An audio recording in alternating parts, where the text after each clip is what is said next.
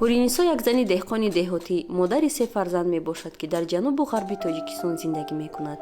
ӯ ба монанди аксари занони дигари деҳот ба маҳсулоти озуқавории серғизо дастрасӣ надорад. ҳамчун сардори оила, ҳуринисо тамоми кӯшишро ба харҷ медиҳад, то аҳли оилаашро бо хӯрок таъмин созад. имрӯзҳо аксарияти занони вилояти Хатлон маҷбуранд, то таъмини оилаҳои худро ба уҳда гиранд.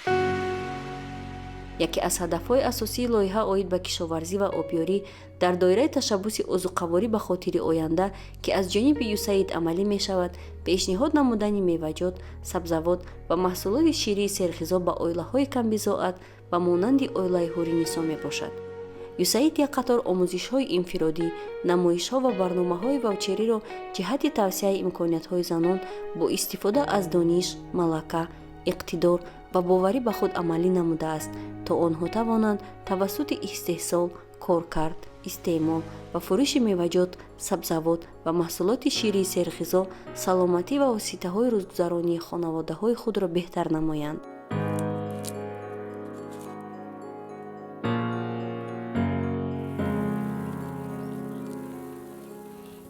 дар давоми 2 соли охир 23 000 зан аз 6 деҳа дар тренингҳо, намоишҳо ва барномаҳои ваучерӣ аз ҷониби USAID дастгиришаванда иштирок намуда ва кӯмаки бевосита гирифтаанд. аксарияти хонаводаҳои деҳоти Тоҷикистон соҳиби 1 ва ё 2 гови ширдеҳ мебошанд, ки шири онҳо манбаи асосии сафеда дар ғизои оилаҳо ба ҳисоб меравад. як гови ширдеҳ дар ҳаҷми миёна 4-5 литр шир медиҳад. шире ки пас аз истеъмоли аҳли оила боқӣ мемонад, занон онҳоро ба ҳамсояҳо ва ё дар бозори маҳаллӣ мефурӯшанд. ҳар як хона ба анамхел оғилхона бошад.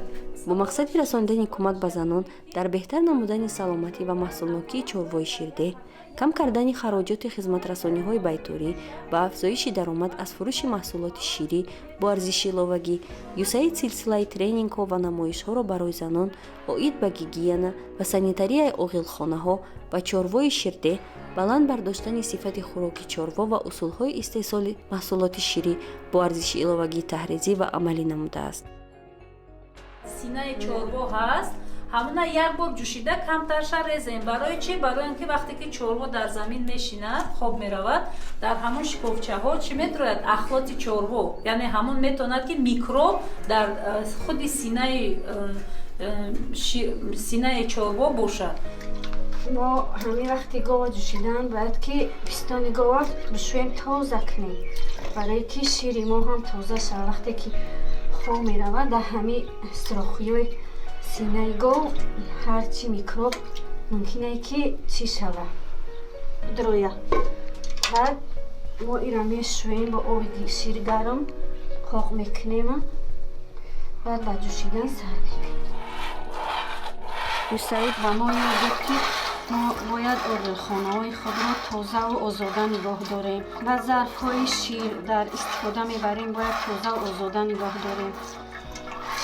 оғилхонаҳоамон бояд доим тозаву озода бошад. USAID ба мо ин китобчаҳоро дод. мо аз ин китобчаҳо бисёр чизҳоро фаҳмидем. тарзи пистони говро чӣ хел шустану маҳз кардан, баъд зарфҳои ширҷӯширо тозаву озода нигоҳ доштан, иҷрои ин қоидаҳои санитарӣ эҳтимолии сироятёбии гов ва хараҷоти хизматрасонии бойториро кам мекунад. инчунин ҳаҷми шири говро бештар месозад ва сифати онро беҳтар. тавассути барномаи ваучерии USAID барои 20 гурӯҳ занон сепараторҳо барои коркарди шир муҳайё карда шуд. тренерони USAID ба мо тарзи истифода бурдани сепараторро ва чӣ тавр истеҳсол кардани равған, сметан, чакар, қаймоқ, творог ва йогуртро баъд аз ҷудо кардани қаймоқ аз шир омӯзониданд. шира метавонед ки шумо 2 намуд метавонед карда, қаймоқа гирен, метавонед ки ира творог кунед. пас аз гузаронидани омӯзишҳо аз тарафи USAID, мо гурӯҳи занон тавонистем ҳам оилаҳои худро ба маҳсулоти ширии гуногун таъмин намоем ва ҳам аз боқимондаи шир, творог, ҷурғот, сметана ва дигар маҳсулот истеҳсол карда дар бозори маҳаллӣ ба фурӯш барорем. ҳоло мо ҳар рӯз маҳсулоти гуногуни ширӣ истеҳсол карда барои фурӯш ба ҳамсояҳо, қаҳвахонаҳои наздик ва дар бозори маҳаллӣ пешниҳод мекунем ва дар як рӯз тақрибан 200 сомонӣ даромад ба даст меорем. ин даромади хубест барои таъмин намудани оилаҳои мо бо хӯроки гуногунрангу ғизонок. дар 2 соли охир USAID ба 23 000 нафар зан кӯмак намудааст то усулҳои нави истеҳсоли маҳсулоти кишоварзӣ аз ҷумла парвариши тухмиҳои сабзавот, сепаратор барои коркарди шир, резакунакҳои хӯроки чорворо муҳайё намудааст, ки ин ба занҳо барои беҳтар намудани сатҳи зиндагии оилаҳояшон имконияти бештар медиҳад.